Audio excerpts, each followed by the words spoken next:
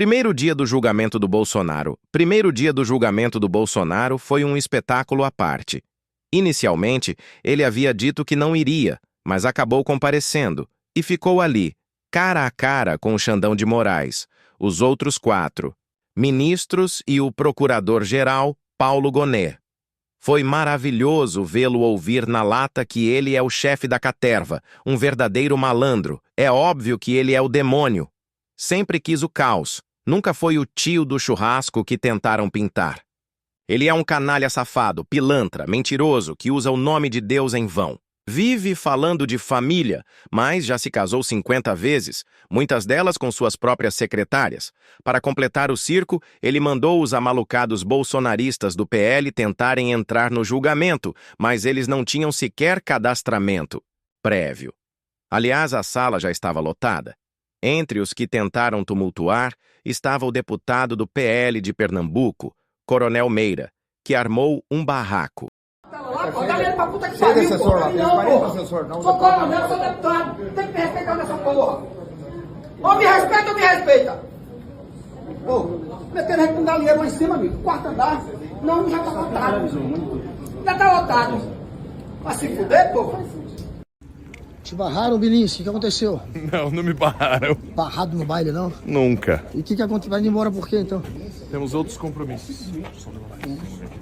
Jordi foi barrado, Sanderson também. Teve uma galera que não Não fui barrado. Tava lá com o presidente, fica tranquilo. Isso já estava combinado, claro. Enquanto isso, 8 pessoas estavam sendo julgadas naquele dia. Mas o Felipe Martins, conhecido militante bolsonarista, não era uma delas. Mesmo assim, o advogado constituído dele resolveu aparecer por lá sem motivo e acabou barrado também. Ele armou outro barraco, gritou e chegou a ser preso pela polícia do judiciário, mas foi liberado em seguida. No meio de tudo isso, Alexandre de Moraes fez questão de esclarecer algo muito importante.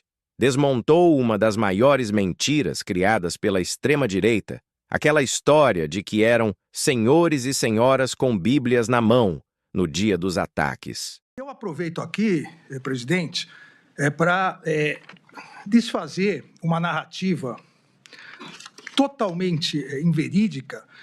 Até um dos nobres advogados disse uma questão de terraplanismo. Aqui seria muito semelhante. Se criou uma narrativa, assim como a Terra seria plana, o Supremo Tribunal Federal estaria condenando, abre aspas, velhinhas com a Bíblia na mão, fecha aspas, que estariam passeando num domingo ensolarado pelo Supremo Tribunal Federal, pelo Congresso Nacional e pelo Palácio do Planalto. Nada mais mentiroso do que isso, seja porque ninguém lá estava passeando, e as imagens demonstram isso, seja pelas condenações. Então, essa narrativa que se criou e se repete através de notícias fraudulentas, pelas redes sociais, fake news, de que são mulheres, só mulheres, e mulheres idosas. É totalmente mentirosa. Das 497 condenações, só 43 têm mais de 60 anos. E, na verdade, se nós pegarmos mais de 70 anos, que foram imagens utilizadas, são 7 condenações. Nada disso. Eram pessoas agressivas, dispostas a tudo, tanto é que quase mataram a policial Marcela. Essa foi uma das maiores fakes criadas pelos bolsonaristas. As imagens daquele dia não nos deixam esquecer. Era um público extremamente violento. Foi espetacular ouvir e assistir Paulo Gonet falar na lata do Bodão, o pai do golpe, Bolsonaro. Ele teve que escutar, calado, tudo o que fez contra a República em novembro e dezembro de 2022. Todas as tentativas de golpe foram expostas.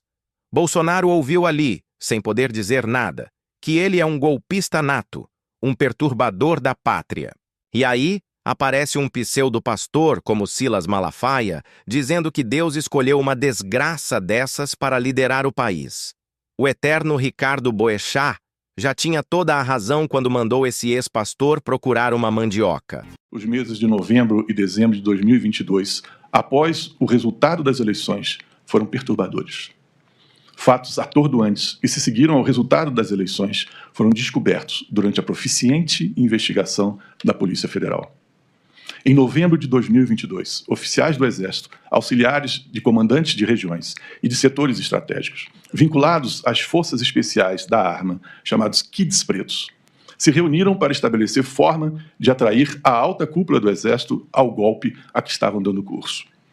Houve, então, pressões iníquas, por meio de cartas e agitações entre colegas, para que o comandante do Exército e o alto comando impedisse que Lula da Silva assumisse o cargo para o qual fora eleito. De novo, o objetivo era manter o presidente Bolsonaro no poder.